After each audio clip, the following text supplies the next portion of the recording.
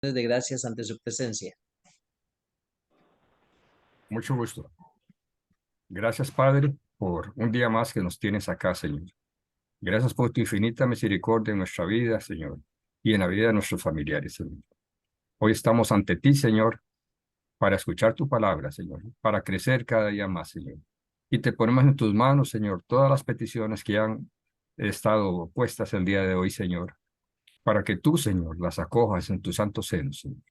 También te damos gracias, Señor, por las cosas que nos has dado, Señor. Vemos acciones de gracias, Señor, por muchas situaciones que hay veces me llamó la atención del hermano Alex, Señor, que cosas que uno las ve complicadas muchas veces son simples para el Señor. Para ti no hay nada imposible, Señor. Tú eres un Dios grande y poderoso, Señor, y bendice a cada uno de los que estamos aquí presentes y a los que están por entrar, Señor, en el nombre de Jesús. Amén. Amén. Amén. Amén. Gracias al Señor por la oportunidad de poder estar aquí juntos, podernos reunir, poder aprender, poder compartir como iglesia. Y como esta mañana decíamos, cada vez que nos reunimos, que el Señor nos dé sabiduría para aprender a ser iglesia, una mejor iglesia. Cada día que podamos ser mejores cristianos, mejores hijos suyos y que de verdad podamos estar reflejando ese Señor y Salvador que está en nuestras vidas, que realmente se haga evidente a través de cada una de las diferentes acciones y quehaceres que uno realiza. El tiempo es tuyo. Bueno, muchas gracias. Bueno, vamos a comenzar con el estudio de hoy. Es la segunda parte del estudio que comenzamos la semana pasada sobre el líder siervo, la relación con su Señor. ¿Y alguien se acuerda cuál era el tema de la semana pasada? El punto que vimos.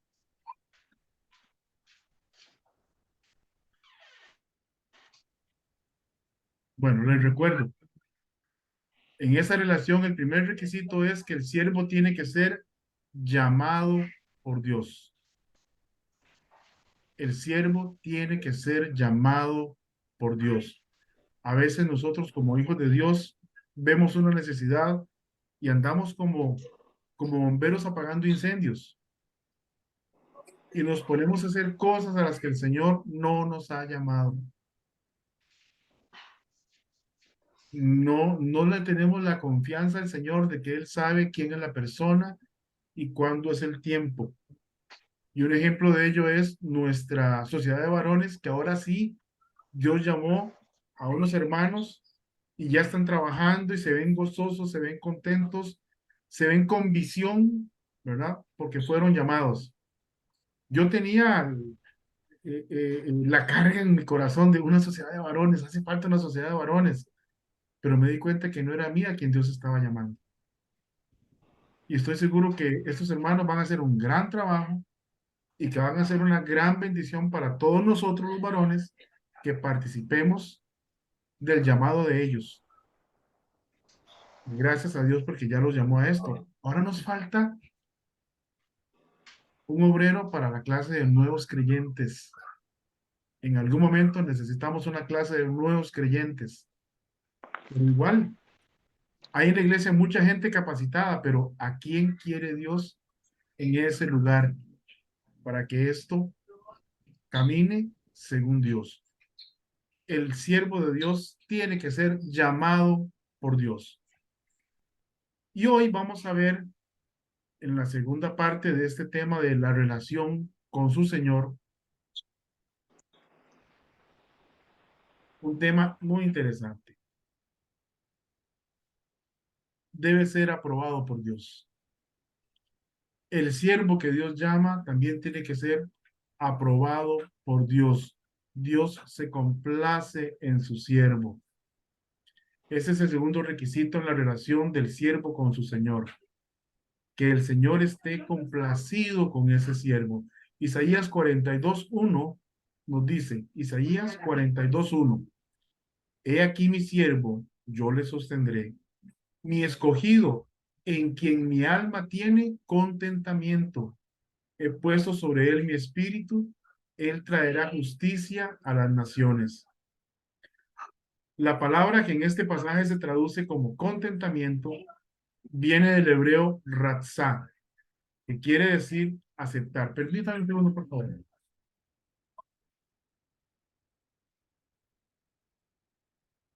Están ahí en carrerillas. Ok, muy bien.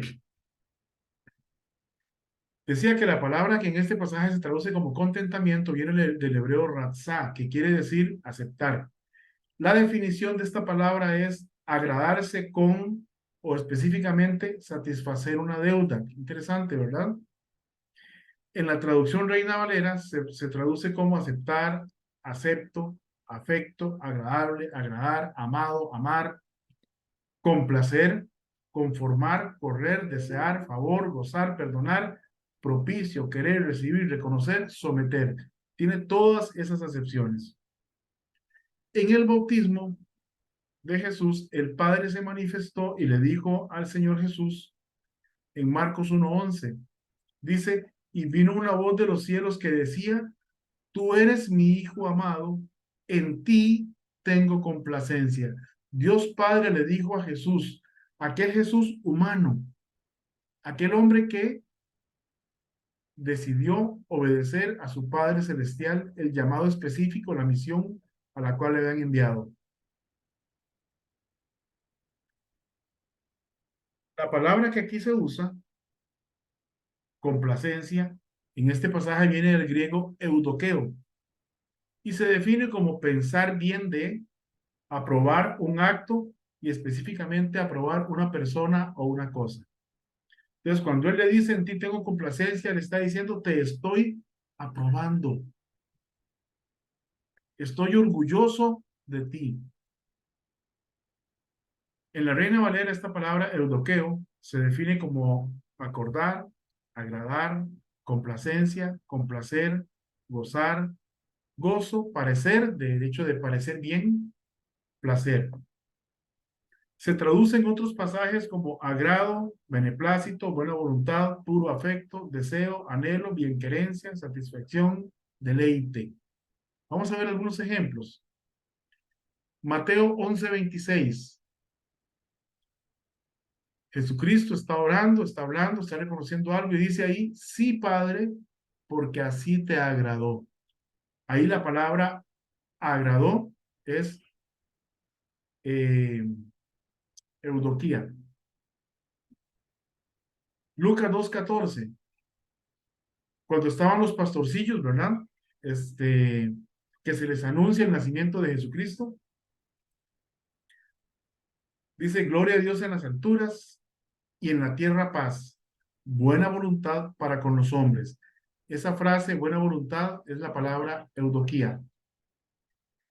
En Lucas 10:21, dice, en aquella misma hora Jesús se regocijó en el Espíritu y dijo, yo te alabo, oh Padre, Señor del cielo y de la tierra, porque escondiste estas cosas de los sabios y entendidos y las has revelado a los niños. Sí, Padre, porque así te agradó. Y ese así te agradó es eudoquía.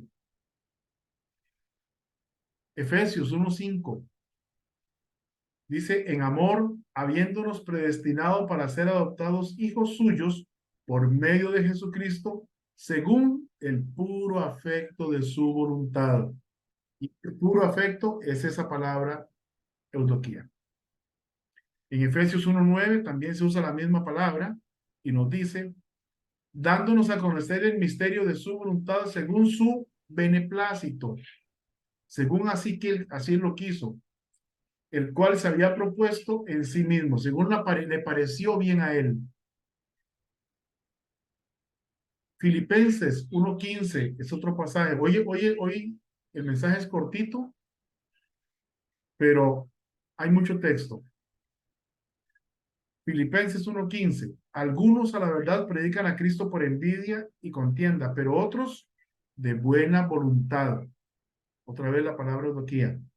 Filipenses 2:9-13. Por lo cual Dios le exaltó hasta lo sumo y le dio un nombre que es sobre todo nombre, para que en el nombre de Jesús se doble toda rodilla de los que están en los cielos y en la tierra y debajo de la tierra, y toda lengua confiese que Jesucristo es el Señor para gloria de Dios Padre. Por tanto, amados míos, como siempre habéis obedecido, no como en mi presencia solamente, sino mucho más ahora en mi ausencia, ocupados en vuestra salvación con temor y temblor.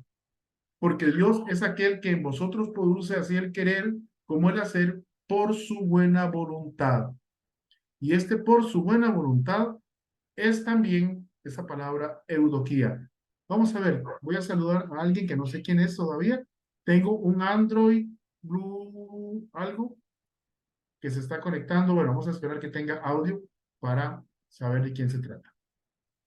Muy bien.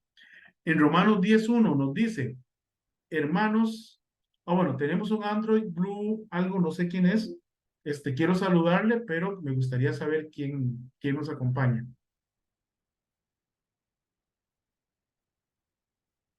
Vamos a ver si nos escucha.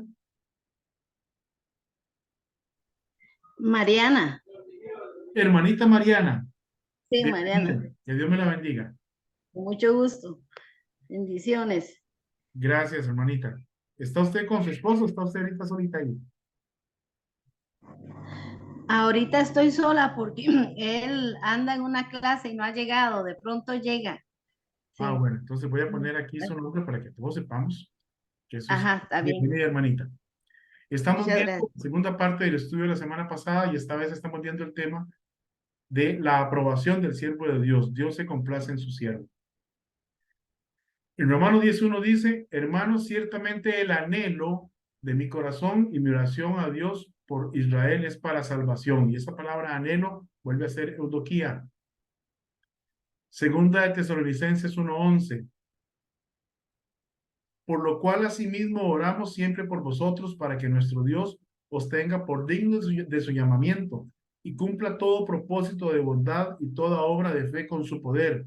En todos estos pasajes se utiliza la palabra griega eudoquía, que tiene la misma derivación que eudoqueo. Eu significa bien y doqueo lo podemos traducir como imaginar, pensar, considerar. Entonces, considerar bien, imaginar bien, pensar bien. Además, todos estos pasajes tienen algo en común. Están relacionados con la persona de Cristo o con la obra de Cristo y se derivan de la obediencia de Cristo a su Señor que lo envió, a su Padre que lo envió.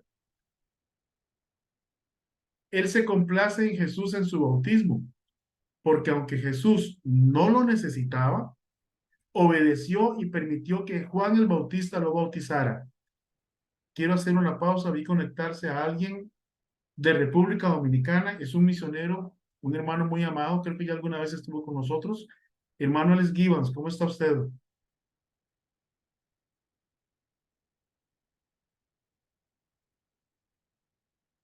A ver si llega el mensaje hasta Dominicana hoy. Dios bendiga. Gusto de escucharle y estar con ustedes hoy. Gracias, hermano Alex. Hermano Alex es costarricense. Nos conocimos jovencitos en la Iglesia Bautista Emanuel en Atillo y luego él obedeció al llamado del Señor para irse como misionero a la República Dominicana, pero desde muy joven ya servía al Señor. Y precisamente, Alex, estamos hablando de el líder siervo. La semana pasada vimos la imagen de su, antepasada la imagen de su misión. La semana pasada vimos el llamamiento y hoy estamos viendo la aprobación del siervo de Dios por parte del Señor. En Mateo 3:13-17 leemos, entonces Jesús vino de Galilea a Juan al Jordán para ser bautizado por él. Mas Juan se le oponía diciendo, yo necesito ser bautizado por ti y tú vienes a mí. Pero Jesús le respondió, deja ahora porque así conviene que cumplamos toda justicia. Y entonces le dejó. Es decir, Juan accedió a bautizar a Jesús. Y Jesús, después que fue bautizado, subió del agua y he aquí los cielos fueron abiertos y vio al Espíritu de Dios que descendía como paloma y venía sobre él.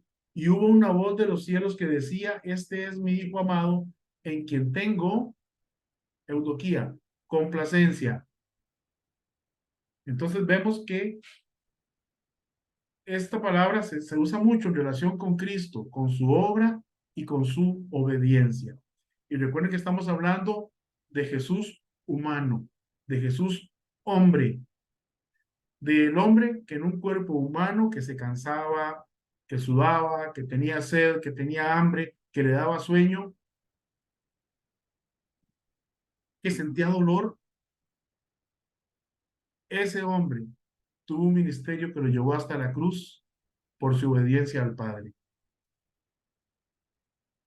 Y no se acogió a su condición como Dios, como cosa que aferrarse, sino más bien se despojó a sí mismo de su gloria, de su poder, para en esa carne, como la suya y la mía, cumplir esa misión que Dios le mandó, morir en una cruz por cada uno de nosotros.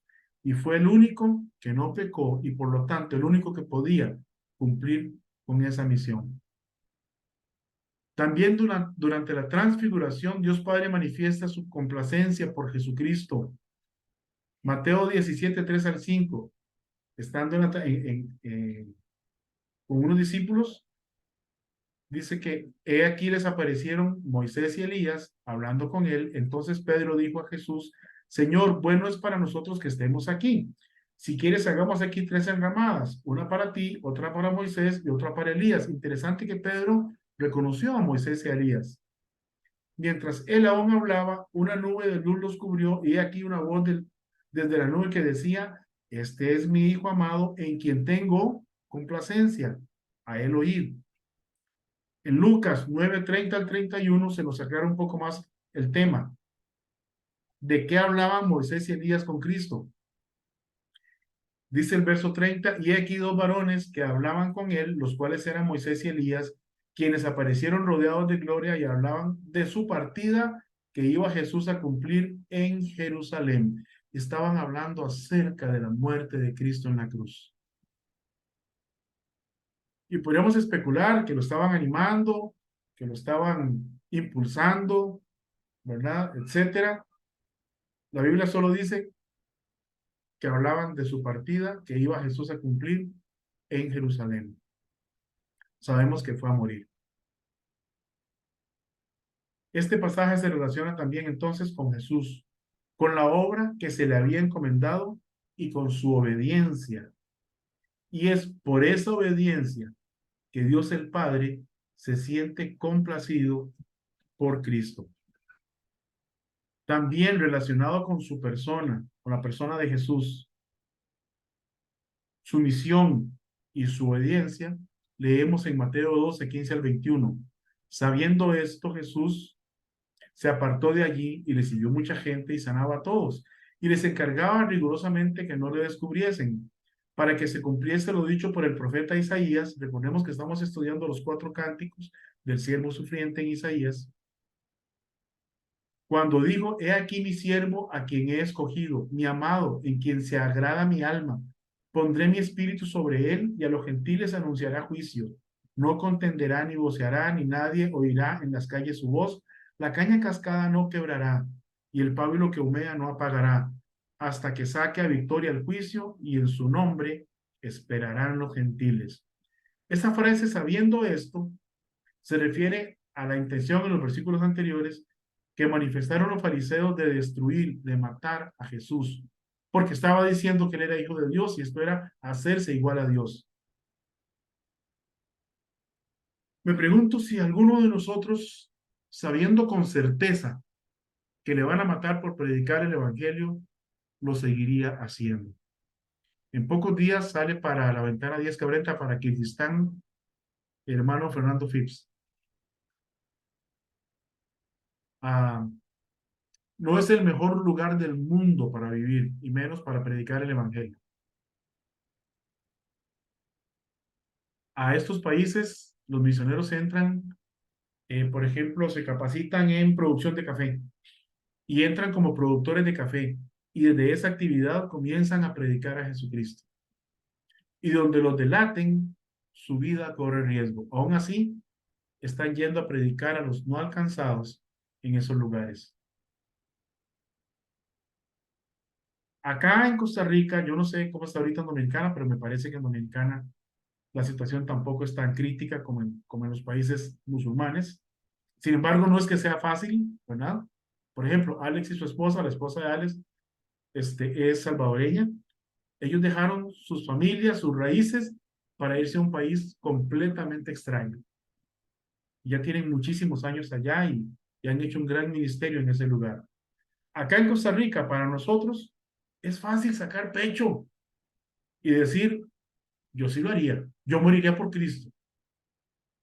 Pero la verdad, por lo menos yo, mis hermanos, no sabría si estando en esa situación realmente tendría el valor de seguir adelante. No lo sé. Yo espero que sí. Yo espero que si algún día, por decirlo de alguna manera, me amenazan diciéndome niegue a Cristo o se muere, yo escoja ir con Cristo. Ojalá que así lo haga. Pero desde mi silla, aquí donde estoy, Cartago, Aguacaliente, Costa Rica, un lugar donde la gente no me juzga por ir a la iglesia, la gente no, por ir a la iglesia cristiana, la primera iglesia bautista, la gente no se alarma porque yo ande con una Biblia debajo del brazo. Desde acá es fácil. Créanme que desde acá es fácil. Tener a tu familia lejos, tener todo lo que conociste lejos, ya no es tan fácil. Y estar en un lugar en donde tu vida está amenazada por el solo hecho de predicar la fe en Cristo, lo hace menos fácil todavía. Así que yo primero pido al Señor que me libre de una situación como esa. Y segundo, que si me tocara pasar alguna vez por algo así, me dé el valor y las fuerzas para seguir adelante. Sin embargo, todos conocemos la historia de Pedro, ¿verdad? Señor, yo voy contigo donde sea. ¿Qué le digo al Señor? Antes que cante el gallo, me negarás 3 veces. ¿Y qué hizo Pedro? Lo negó 3 veces. Qué bárbaro Pedro, ¿verdad? Qué mal cristiano Pedro. Pero sabe que cuando desperdiciamos una oportunidad de testificarle de Cristo a una persona, estamos negando a Cristo. Sabe que cuando nos da miedo poner en nuestros currículums que somos cristianos solo para que nos dejen el trabajo o para que no nos lo nieguen, estamos negando a Cristo. Sabe que cuando recibimos un cliente en nuestra oficina, los que trabajamos independientes, y no le revelamos a ese cliente quiénes somos, y no me refiero a lo que hacemos para vivir, sino a quiénes somos, hijos de Dios, creyentes en Jesucristo, siervos de Cristo, ¿estamos negando a Cristo?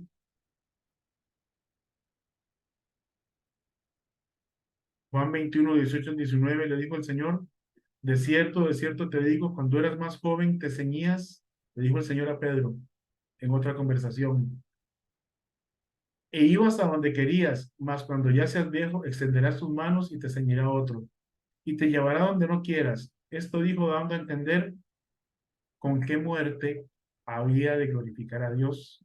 Y dicho esto, añadió, sígueme. En otras palabras, Jesús le dijo a Pedro, después de que Pedro lo negó, y después de que Pedro se arrepintió de haber negado al Señor, en otra conversación le dijo, un día vas a morir por causa mía. Y aún así Pedro no desistió de su ministerio. Como vemos, mis hermanos, no es fácil ser un siervo. No es fácil saber que nuestra vida ya no nos pertenece y que pertenece a aquel que es nuestro amo, nuestro Dios, nuestro Salvador y nuestro Señor. Y que Él puede pedirnos que le sirvamos aun cuando nuestra vida física esté en peligro. Hay hermanos que han recibido y están recibiendo en este momento llamados a ir a servir a lugares en donde por el simple hecho de ser cristianos su vida corre peligro. Y esos hermanos están yendo.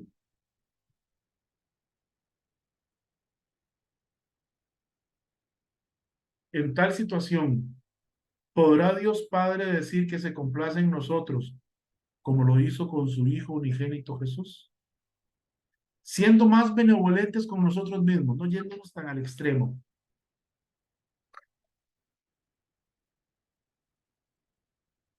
No yéndonos tan al extremo. ¿Se complace Dios en nosotros hoy? Nadie nos persigue. Nadie nos persigue, mis hermanos.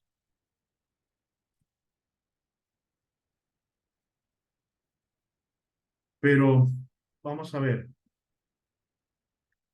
Nadie nos impide trabajar manifestando nuestra fe. No nos amenazan de muerte. Como decíamos, si nos ven entrar al templo, nadie se escandaliza, nadie nos acusa ante la ley.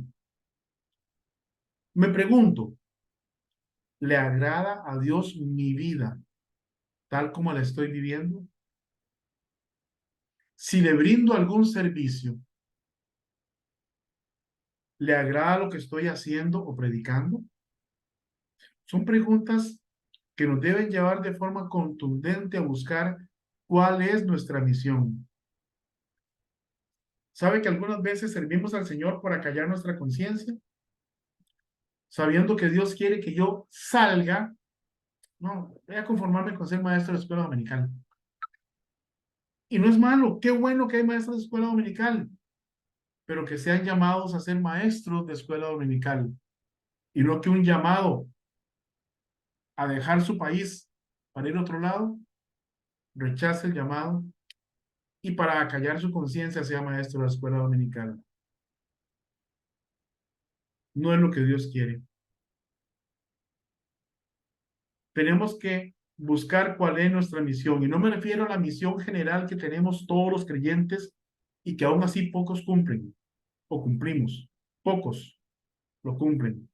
De predicar el Evangelio de Cristo en todo momento y en todo lugar y a toda persona. Predica a tiempo y afuera de tiempo. Es decir, predica cuando sea oportuno y cuando no lo sea. Cuando caigas bien y cuando caigas mal. Esa misión es general para todos nosotros, testificar de Cristo. Pero algunos somos llamados o algunos vamos a ser llamados a una misión específica. Y solo agradaremos a Dios si hacemos su voluntad. Solo se complacerá el Padre en nuestro servicio y en nosotros si le obedecemos.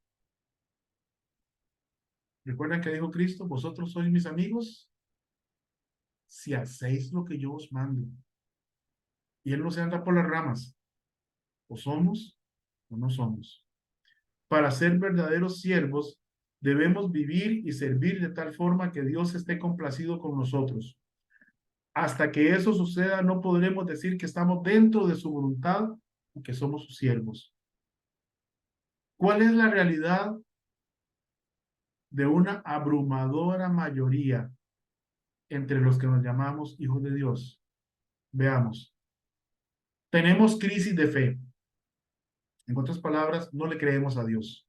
Pretendemos creer, pero solo practicamos lo que nos conviene. Como dice nuestro pastor Marvin, ¿qué es lo que usted cree de la Biblia?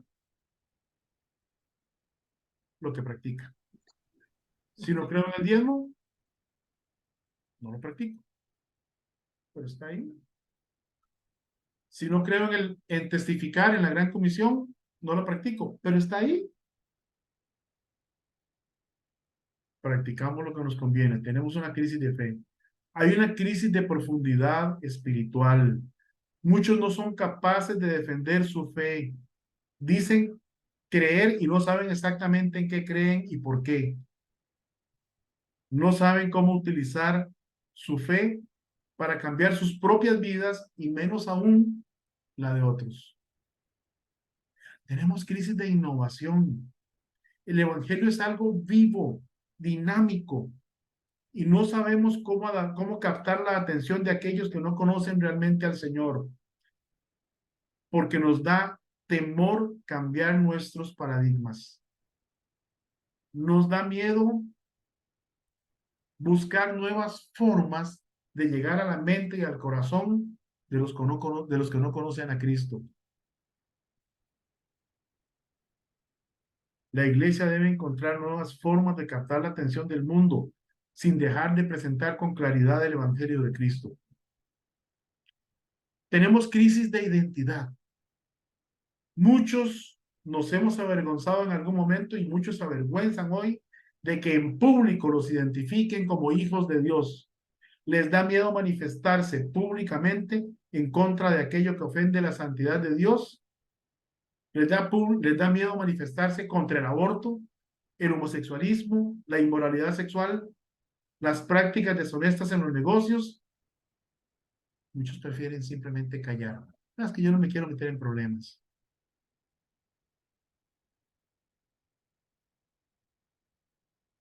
Pero la peor de las crisis, la que quizá provoca todas las crisis anteriores y quién sabe cuántas más, es que tenemos una profunda crisis de liderazgo en la iglesia de hoy. Porque si hubiera más siervos comprometidos con agradar a su Señor y no a su público, no tendríamos temor de predicar claramente la palabra de Dios. No tendríamos temor de innovar, de identificarnos como hijos de Dios y de vivir como siervos del Dios Altísimo. Con líderes sirviendo y no buscando ser servidos, con líderes ejemplares por su obediencia a la palabra de Dios, la gente llegaría a vivir un cristianismo intenso, genuino, comprometida con conocer profundamente la palabra de Dios para vivirla y para predicarla. Y todos vamos a fallar. En algún momento todos vamos a meter los escarpines, como decimos acá en Costa Rica. Vamos a equivocarnos. Porque somos humanos, porque somos pecadores. Pero eso es diferente a esconder nuestra fe o hacerle la mazaguada, hacerle buena cara a las cosas que ofenden la santidad de nuestro Dios.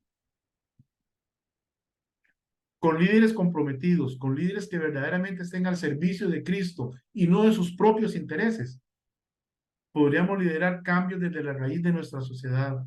Crearíamos nuevas oportunidades mediante la persecución de la visión de Dios. ¿Cómo vio Jesús a las multitudes? Como ovejas que no tenían pastor y tuvo compasión de ellas. ¿Tenemos compasión de las almas sin Cristo? ¿O poco nos importa si se van al infierno? Con líderes comprometidos, como siervos de Dios, conscientes de quiénes son, dejaríamos de decir que somos cristianos y comenzaríamos a ser cristianos, de verdad. Y la gente sin Cristo comenzaría a ver a Cristo en nosotros y no a nosotros.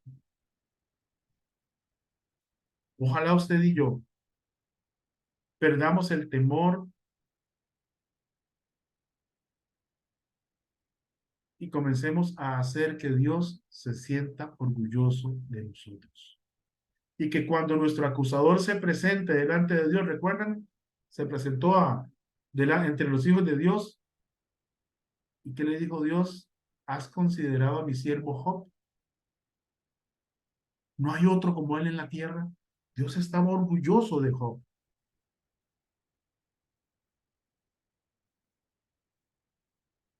O se presentará Satanás delante de Dios a decir, ¿viste a Eric la metida de patas que pegó? ¿Viste a Eric? Le dio vergüenza que le dijeran hermano en el supermercado. Ojalá que esas cosas no pasen, hermanos. Que manifestemos el olor al conocimiento y el conocimiento de Cristo donde quiera que vayamos.